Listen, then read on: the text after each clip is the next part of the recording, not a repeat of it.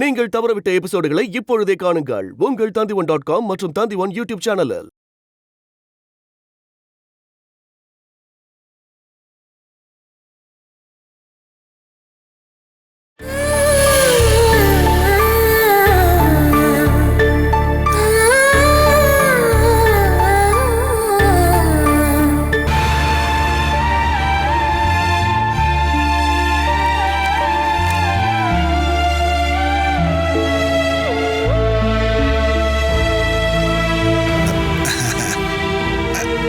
படம் வரைச்சிக்கிட்டு இருக்கியா? ஓ, கணக்கு பார்த்துட்டு இருக்கியா? நான் வேணா ஹெல்ப் பண்ணவா? மற்ற எந்த விஷயத்துல நான் வீக்கா இருந்தாலும் கணக்குல புலி பாத்துக்க. அதெல்லாம் தேவையில்ல, நானே இதை செஞ்சிருவேன். நீங்க என்ன திடீர்னு மாமா மாதிரி ட்ரெஸ் பண்ணிட்டு வந்திருக்கீங்க? நான் நீ வேலை செய்யற ஆபீஸ்ல டீ குடுக்குற வேலையாவது எனக்கு ஒண்ணு வாங்கி கொடுமான்னு உங்ககிட்ட கேட்டனா இல்லையா? என்ன பண்றது, வாழ்க்கையை ஓட்ட எனக்கு வேற வழி தெரியல. இன்னைக்கு ஒரு வீட்டுக்கு வாஸ்து பார்த்து சொல்றதுக்காக என்ன வர சொல்லியிருக்காங்க. அதுக்கு இந்த கெட்டப் தான் பெஸ்ட். வீட்டுக்கு வாஸ்து பாக்குறது இருக்கா? இருக்காவா பின்ன? வீடு கட்டும் போது வாசப்படியை 1 இன்ச் நகர்த்தி வச்சிட்டாங்க, கேட்டு வச்ச இடம் சரியில்லை, இப்படி எதையாவது ஒண்ணு சொல்லி வீட்டுக்காரங்களை பயமுறுத்தினா தான் நமக்கு ஏதாவது கிடைக்கும். தோஷ பரிகாரம் செய்யணும்னு கொஞ்சம் பணத்தை நம்ம கறந்துட்டோம்னு வச்சுக்க, போன வேலை முடிஞ்சிடும். அந்த பழக்கம் உங்களை விட்டு இன்னும் போகல. இங்க பாரு பாலா, ஒரு சில பழக்க வழக்கங்கள் நல்லது இல்லைன்னு எனக்கு தெரியும். ஆனா நான் திரும்ப திரும்ப அதுக்கு அடிமையாயிடுறேன். இது ஜெனட்டிக் பிரச்சனைமா. எங்க வீட்டுல எல்லாருக்குமே இந்த பிரச்சனை இருக்கு, உனக்கு தான் தெரியுமே. ஆனா இப்போ அது வினுவுக்குள்ளேயும் இருக்காங்கிறதா என்னோட சந்தேகமே. அது என்னமோ தெரியல, அந்த பொண்ணு மேல அவன் அவ்வளவு பைத்தியமா இருக்கான். இனிமே அவளை தொந்தரவு பண்ணவே கூடாது. இதை நம்ம சொல்லி என்ன பிரயோஜனம்?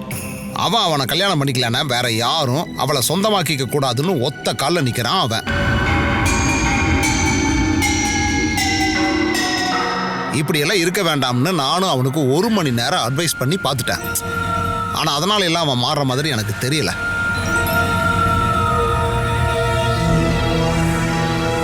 இதுக்கு மேல பிரச்சனை பண்ணானா நானே அவனை போலீஸ் ஸ்டேஷன்ல கொண்டு போய் ஒப்படைச்சிருவேன். முதல்ல நடக்கிற விஷயத்த பேசு பாலா. போலீஸ் ஸ்டேஷன், ஜெயிலு, கோர்ட்டுன்னு ஒரு மனுஷன் ஏறி இறங்கினா திருந்திருவான்னா அப்ப இந்த நாடு எப்பவோ திருந்திருக்கணும்ல. அப்ப அவன் விஷயத்துல வேற நான் என்னதான் பண்ணணும் நீங்களே சொல்லுங்க. இங்க பாரு பாலா, அவனை அடிச்சு கண்டிச்சு வளர்க்க வேண்டிய காலமெல்லாம் போயிருச்சு. இப்ப நம்ம செய்ய வேண்டியதெல்லாம் அந்த பொண்ணுகிட்ட இருந்து அவனை பிரிச்சு கொஞ்ச நாளைக்கு வெளியே எங்கேயாவது தங்க வைக்க வேண்டியதுதான். அவனை எங்க அனுப்பி வைக்கிறது? அவனுடைய குணம் மாறாத வரைக்கும் தினம் தினம் நம்மளுக்கு தலைவலியா தான் இருக்கும். அவன் நம்ம கையை விட்டு போகாம நம்ம பாத்துக்கணும்ல, அது ஒரு அம்மாவோட கடமையாச்சே. முதல்ல புருஷனை திருத்துறதுக்காக ஒரு நல்ல பொண்டாட்டியா இருந்து பார்த்தேன், அது முடிஞ்சு போச்சு. இப்ப அடுத்த அம்மாவோட கடமை. இந்த கடமை எல்லாம் முடிஞ்சதுக்கு அப்புறம் என்னால என்னைக்கு நிம்மதியா படுத்து தூங்க முடியும்?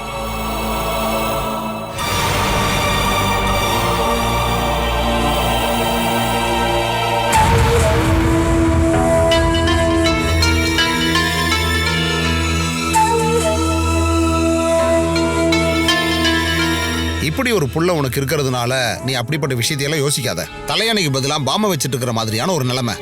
அந்த பாம் திடீர்னு வெடிக்க கூடாதுன்னா அவனை கொஞ்ச நாளைக்கு வெளியூருக்கு அனுப்பி வைக்கிறது தான் நல்லது. நம்ம மனோஜ் இப்ப ஹைதராபாத்ல தான் இருக்கான். இவனை நம்ம அங்க அனுப்பி வச்சா என்ன? மனோஜ் இருக்கிறதுனால இவனை கொஞ்சம் கண்ட்ரோல்ல வச்சுக்குவான். அது சரியா வராது.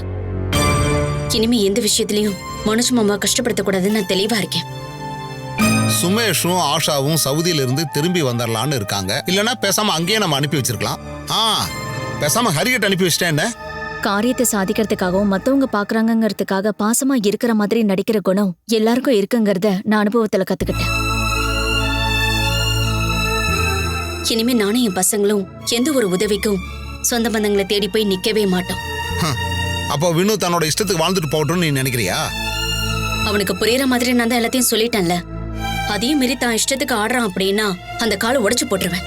செலவுக்கு பணம் கொடுத்தா போதுமே, பெத்தவங்க பேருக்கு எடுக்கிறத விட அது எவ்வளவு பரவாயில்ல.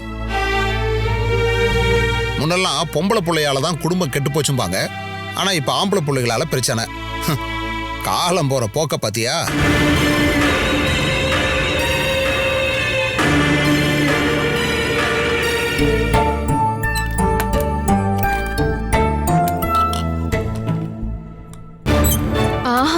அதெல்லாம் ஒண்ணும் பண்ண தேவையில்ல. இந்த ரூம்குள்ள யார் வந்தாலும் உடனே செக் பண்ண ஆரம்பிச்சிட்டாங்க.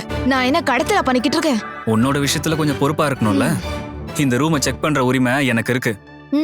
பெரிய பொறுப்பு தான். அத பாக்கும்போது மட்டும் தான் காமிக்கிறீங்க. இப்படி நீங்க நின்னுக்கிட்டு பேசாம கொஞ்சம் உட்கார்ந்துட்டு பேசலாமே.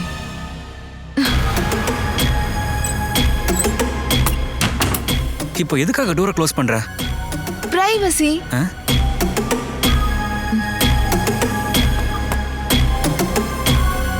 இங்க பாரு, எனக்கு எதையும் மிச்சம் வைக்காம எல்லா விஷயத்தையும் உங்ககிட்ட சொல்லிடணும்.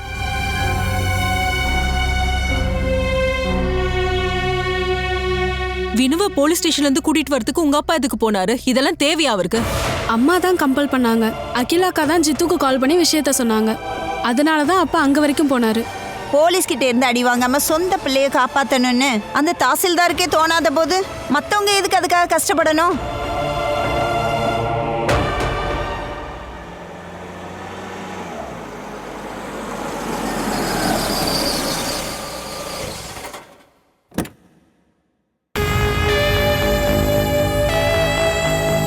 பிள்ளைகளை சின்ன வயசுல பார்த்து பக்குவமா வளர்க்கலன்னா அப்புறம் அவங்கள கையிலே பிடிக்க முடியாது.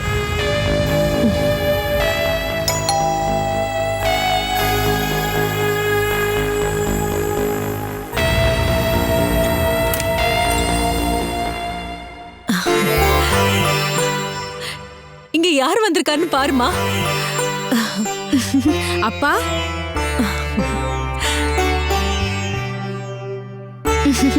அப்பா, நீங்க இங்க வந்திருக்கீங்கன்னு உங்க அம்மா சொன்னா. நீ உட்காருப்பா. ஜித்து எங்க? வந்ததோ ஏதோ பேசணும்னு சொல்லிட்டு அவன் வந்ததுமே கல்யாணி மேல கூட்டிட்டு போயிட்டான். மேரிமா, இப்ப டீ போட்டு கொண்டு வந்துடுறேன். அவங்களையும் கூட்டிட்டு வாமா. எல்லாரையும் வச்சுக்கிட்டு தான் அந்த விஷயத்த சொல்லணும்.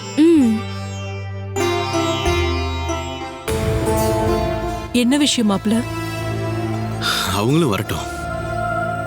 பாலா பையனால வந்த பிரச்சனை எல்லாம் சால்வ் பண்ணிட்டீங்களா? இதுவரைக்கும் எந்த பிரச்சனையும் இல்லை. ஆனா இனிமே பாலாவுக்கு அவனால பிரச்சனையா தான் இருக்கும். ஸ்டேஷன்ல இருந்து அவனை வெளியில கொண்டு வரலன்னு பாலாவை அவன் குறை சொல்றான். பாலாவோட பொசிஷனையும் பார்க்கணும்ல. அந்த பதவி தான் பாலாவுக்கு மிகப்பெரிய மைனஸ் ஆக போகுது.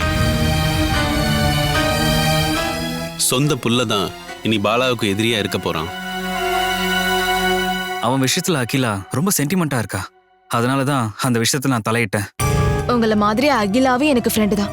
ஆனா எந்த விஷயத்தையும் அவ என்கிட்ட சொல்லவே மாட்டா. என்ன ஏதுன்னு தெரிஞ்சுக்க நான் அங்க போகணும். எந்த பிரதிபலனையும் எதிர்பார்க்காம எல்லாத்தையும் புரிஞ்சுக்கிட்டு நடக்கிறவங்கள தான் ஒரு நல்ல ஃப்ரெண்டுன்னு சொல்லுவாங்க.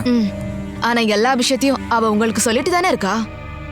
அது அகிலா என் மேல வச்சிருக்க நம்பிக்கை. நீ என்ன யோசிக்கிற? ஏய், ஒன்னும் இல்ல. டோரை சாத்தி வச்சுட்டு அப்படின்னு சீக்ரெட் பேசுறீங்க. நாங்க பாலா ஆண்டி வீட்டுல நடந்த விஷயத்தை பத்தி பேசிட்டு இருக்கோம். அங்க இப்போதானே எல்லாம் ஆரம்பிச்சிருக்கு. அப்புறம் அகிலா அக்காவோட நீ ஸ்ட்ராங்கா கூட இருக்கிறதுனால பாலா ஆண்டி கொஞ்சம் நிம்மதியா இருக்காங்க. ஜித்து அண்ணா, அப்பா வந்திருக்காரு. இந்த நேரத்துலயா? எந்த நேரமா இருந்தா என்ன, உங்க 2 பேரையும் அப்பா வர சொன்னாரு. ஏதோ சீரியஸ் மேட்டர் பேச போறாங்கன்னு நினைக்கிறேன். பசங்க விஷயத்த பத்தி ஏதாவது பேசணும்னு நினைக்கிறீங்களா? இல்ல, சூரஜ பத்தி தான்.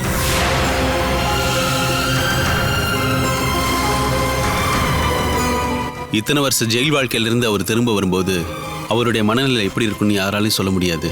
முதல்ல நம்ம இருந்த இடத்துல இருந்து இடத்த வித்து இங்க வீடு வாங்கினதுக்கு காரணமே மத்தவங்க கண்ணில் படாம தள்ளி நிக்கவும் அவன் கொஞ்ச நாள் நிம்மதியா வாழணுன்றதுக்காக தான்.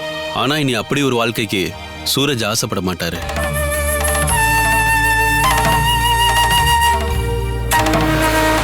திரும்பி வர சூரஜோட ஒரே லட்சியம் தன்னை ஜெயிலுக்கு அனுப்பினவனை கண்டுபிடிச்சு பழி வாங்கறத மட்டும்தான் இருக்கும்.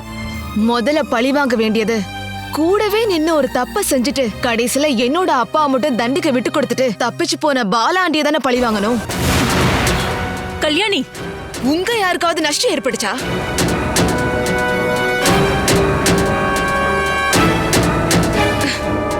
நஷ்டமானது எனக்கு தான். அப்பாவோட அன்பு, அரவணைப்பு. உன் கூட தான் நாங்க எல்லாரும் இருந்தோமேமா. அதெல்லாம் அப்பாவுக்கு நிகராகுமா?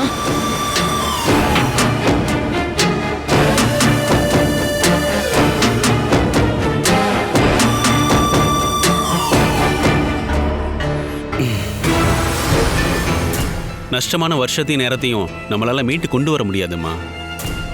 ஆனா உன் மேல அப்பா வச்சிருக்க பாசம் அதை மீட்டு கொண்டு வர முடியும்.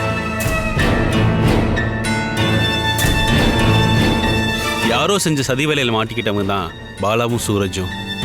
அந்த வாழ்க்கையிலிருந்து திரும்பி வந்த பாலா இப்போ உன்னோட பிரியமான பாலா அம்மாவாயிட்டாங்க. 15ஆம் தேதி தண்டனை காலத்தை முடிச்சுட்டு சூரஜ் வெளியில வந்துருவாரு.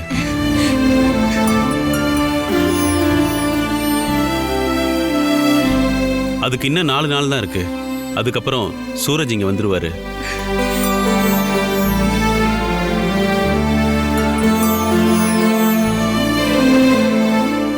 அவருக்குள்ள இருக்க பழிவாங்கிற குணத்தை மாத்தி இந்த குடும்பத்தோட சேர்த்து வைக்கிறது நம்மளுடைய கடமை. அது அதுக்கு முழுமையா ஒத்துழைக்க வேண்டியது கல்யாணியும் அத்தையும் தான்.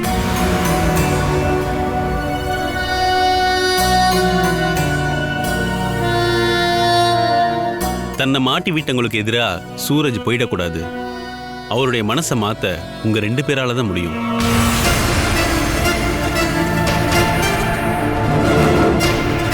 அப்படி இல்லைன்னா சூரஜ் நமக்கு கிடைக்க மாட்டாரு. தன்னுடைய எதிரியை அழிச்சிட்டு மறுபடியும் அவர் ஜெயிலுக்கே போயிடுவாரு. அது மட்டும் நடக்கவே கூடாது.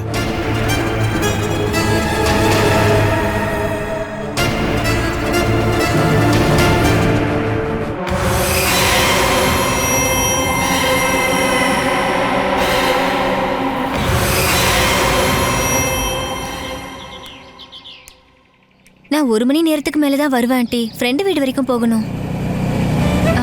வேண்டாம், நான் அங்கேயே சாப்பிட்டுக்கிறேன் ஆண்டி.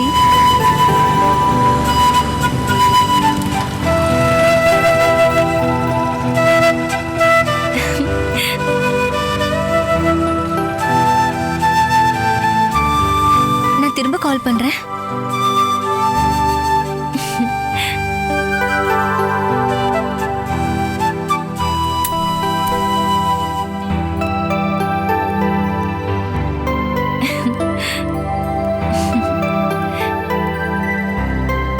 வினு, நீ யார பாக்குறதுக்கு இப்படி இழுச்சுக்கிட்டு நிக்கிற?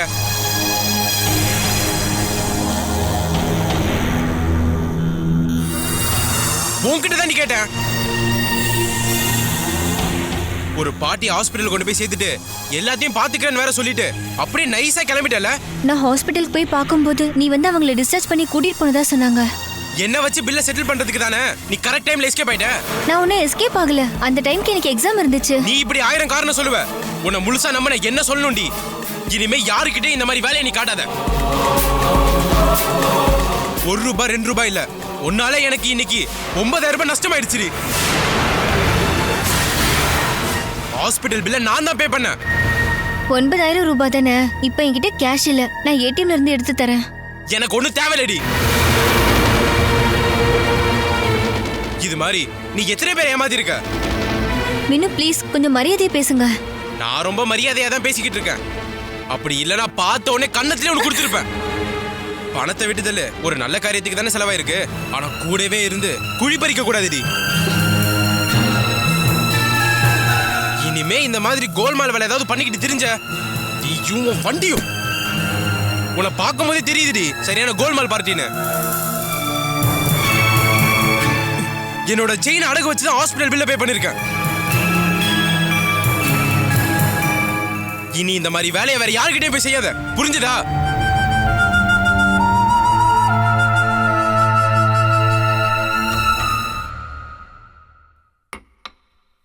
அவன் இதெல்லாம் என்ன புதுசாக பண்ணிட்டு இருக்கான்? சின்ன வயசுல இருந்தே அவன் ஒரு சுயநலவாதி தானே. ஏதாவது அவனுக்கு பலகாரம் கிடைச்சா அவன் சாப்பிட்டு திருப்தியானதுக்கு அப்புறம் தானே போனா போதுன்னு மத்தவங்களுக்கே கொடுப்பான். அவன் எவ்வளவு வேணா செல்ஃபிஷா இருந்துட்டு போட்டோம். ஆனா இப்ப நான் அதை பத்தி யோசிக்கல. அவனோட மொத்த கோவமும் அம்மா மேல திரும்பி இருக்கு. அவனோட மிகப்பெரிய எதிரி அம்மா தானு அவன் பேசுறத வச்சு நான் தெரிஞ்சுக்கிட்டேன். முந்தா நேத்து கூட அப்பாவும் இதே தான் சொன்னாரு. யாராவது வந்து உதவி செஞ்சா கூட அவங்களே அவன் சந்தேக பார்வையோட தான் பாக்குறான். அது எல்லாத்துக்கும் காரணம் அம்மா தானு நினைச்சுக்கிட்டு இருக்கான்.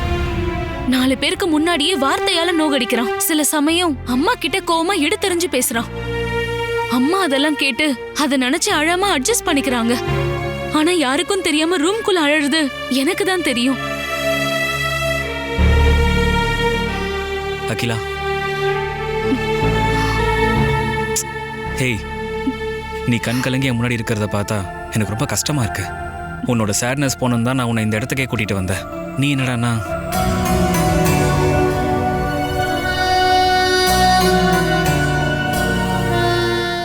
நீ ஹாப்பியா இரு அகிலா.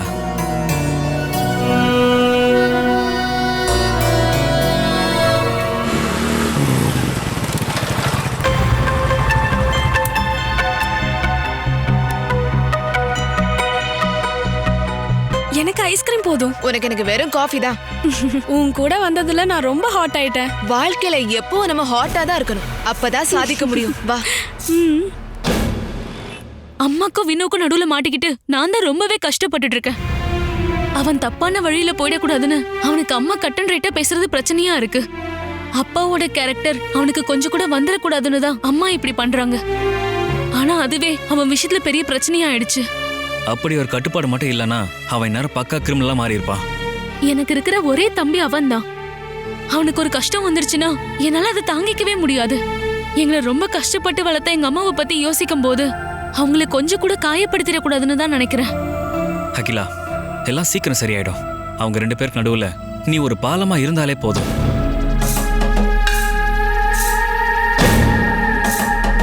பாத்தியா ஜித்துவும் அகிலாவும்?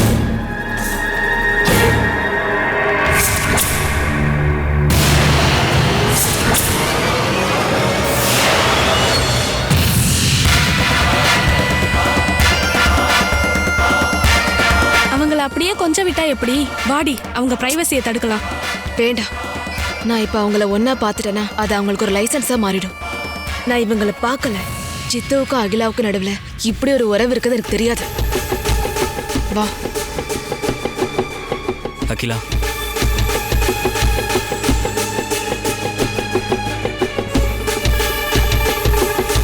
இதுக்கெல்லாம் என்னடி அர்த்தம்?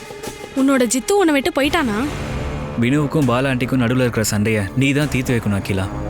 அம்மாவும் பையனும் மனசை விட்டு அவங்க 2 பேர் பேசிக்கிறதுக்கு ஒரு வாய்ப்பு ஏற்படுத்தி கொடு. அதுக்கப்புறம் அவங்க 2 பேருக்குள்ள இருக்கிற எல்லா பிரச்சனையும் சால்வ் ஆயிடும். நான் ட்ரை பண்றேன். சும்மா ட்ரை பண்ண போதாது, அவங்களுக்குள்ள இடைவேளை இருக்கக்கூடாது. அந்த அளவுக்கு நீ டீப்பா ஏதாவது பண்ணணும்.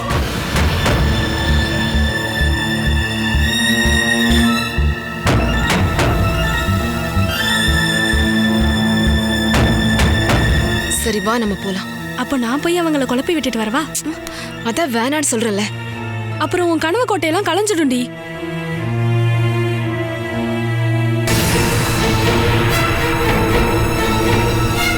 ஜித்து இதுவரைக்கும் யார்கிட்ட எல்லாம் பேசுறாரு பழகுறாருன்னு நான் எதுவும் கண்டுக்காம இருந்தேன். இனிமே உரிமை கொண்டாட யார் வந்தாலும் சரி, ஜித்து மாமா எனக்கு தான் சொந்தமாகணும். அவங்களுக்குள்ள இருக்க உறவு இவ்ளோ ஸ்ட்ராங்கா இருக்கும்போது நடக்காதுடி. நடக்கும். இவங்களுக்குள்ள இருக்கிற உறவை முடிச்சு வைக்க ஒருத்தரால தான் முடியும். அது யாரு? வினு கோபால். அவனை வச்சு சரியா பிளான் பண்ணோனா ஜித்துவும் அகிலாவும் ஒன்னு சேர மாட்டாங்க. பிரீத்தி ஆண்டியும் பாலா ஆண்டியும் அந்த 2 குடும்பமும் நிரந்தரமா பிரிஞ்சிடுவாங்க. அவனால மட்டும்தான் இதை செய்ய முடியும்.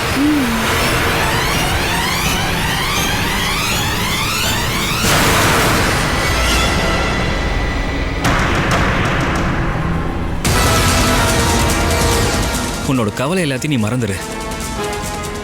நம்ம கொஞ்சம் வெளியே போயிட்டு வரலாமா? சரி வா.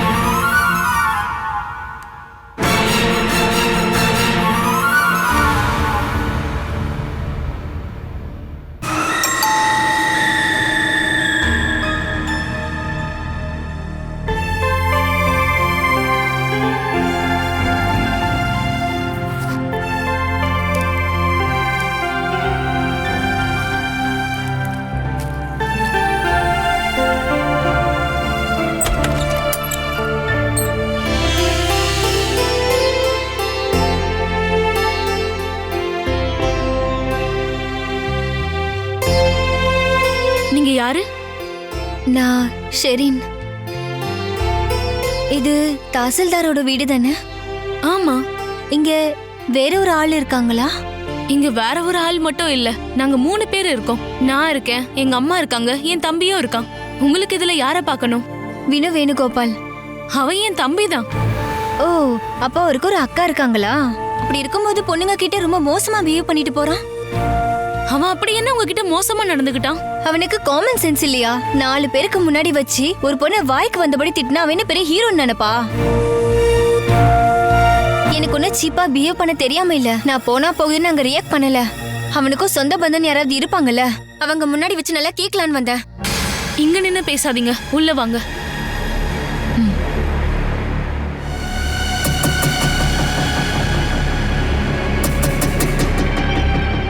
உட்காருங்க. கூப்பிடுங்க. வினோட அப்பாவை அம்மாவை எல்லாரையும் கூப்பிடுங்க. அம்மா ஆபீஸ்ல இருக்காங்க. அப்பா கூப்பிட்டா வர முடியாத தூரத்துல இருக்காரு. கேட்க யாரும் இல்லாதனால தான் இப்படி நடந்துக்கிறான். என்னதான் நடந்துச்சுன்னு நீங்க என்ன சொல்லவே இல்லையே. ஆக்சிடென்ட்ல பாதிக்கப்பட்ட ஒரு ஆளை நம்ம 2 பேரும் சேர்ந்து ஹாஸ்பிட்டல் அட்மிட் பண்ணா அதோட பொறுப்பு யாருக்கு? 2 பேருக்கும் தான். அது சரிதான். சொந்த பந்தம் இல்லாத ஒரு பாட்டிய ஒரு வண்டி வந்து ஆக்சிடென்ட் பண்ணிடுச்சு. நானும் வீணுவும் தான் அவங்கள ஹாஸ்பிட்டல்ல சேர்த்தோம். ஆஹா, அவன் இப்படி ஒரு நல்ல விஷயம் பண்ணிருக்கானா? உங்க ஒருத்தருக்கு ஒருத்தர் ஏற்கனவே தெரியுமா? எனக்கு தெரியாது. நான் முதல் முறையா இருந்தாலும் அப்பதான் பார்த்தேன். ஹாஸ்பிட்டல்ல கொண்டு போய் சேர்த்துட்டு அவன் எஸ்கேப் ஆயிட்டான். அடுத்த நாள் வந்து எப்படி இருக்கீங்கன்னு கேட்டுட்டு போயிட்டான். நான் தான் அவங்களுக்கு மருந்து ஃபுட்டு எல்லாம் வாங்கி கொடுத்து கூடவே இருந்து கவனிச்சுக்கிட்டேன். அது நல்ல விஷயம் தானே. அப்படி சர்வீஸ் பண்றதுக்கு நான் மதர் தெரேசா இல்ல. இப்படி மூச்சு விடாம பேசி என்ன ஆக போகுது? நீங்க உட்காருங்க, நான் போய் டீ எடுத்துட்டு வரேன். நம்ம ரிலாக்ஸா டீ சாப்பிட்டுக்கிட்டே விஷயத்த பேசுவோமே. வேண்டாம், எனக்கு பேச வேண்டியது வீணு கிட்ட தான். இப்ப அவன் இங்க இல்ல. அப்ப அவன் எங்க போயிட்டான்? என்ன, உங்களுக்கு இந்த வீட செக் பண்ணணுமா? எனக்கு அதெல்லாம் தேவையில்ல. நான் இங்க வந்திருந்தேன்னு சொன்னா போதும். அப்புறம் இந்தாங்க, இந்த கேஷையும் கொடுத்துருங்க.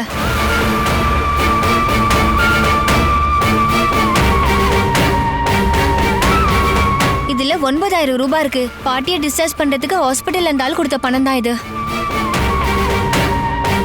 இந்த காரணத்துக்காக தான் வினு என்ன ரோட்ல நிக்க வச்சு கண்டுபிடித்திட்டான். இந்த விஷயம் மட்டும் எங்க அப்பாவுக்கு தெரிஞ்சது அவனை உண்டு இல்லைன்னு பண்ணிடுவாரு.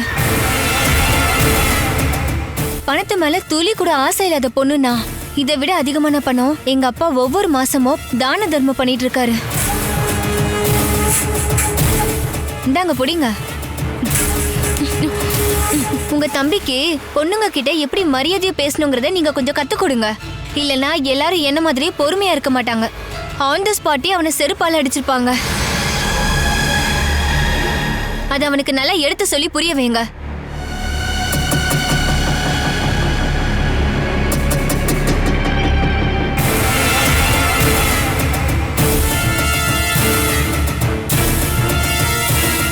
பிரீத்தி ஆண்டியோட பையங்கிற ஃப்ரீடம்ல தானே ஜித்து அகிலாவோட சுத்திட்டு இருக்கான்.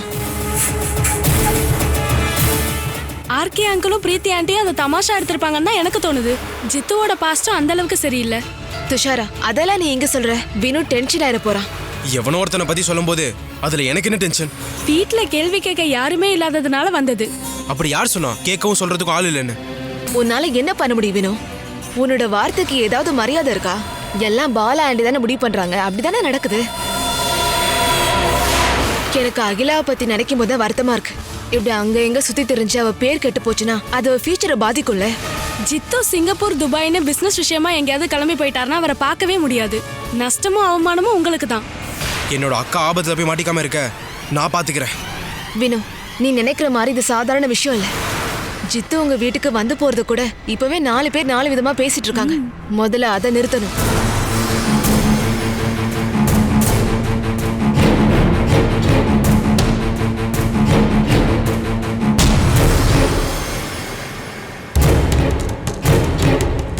நீ அகிலாவோட எதிர்காலத்தை பத்தி யோசிக்கிற ஒரு தம்பியா இருந்தனா அந்த உறவுக்கு இனிமே இடமே கொடுக்காத.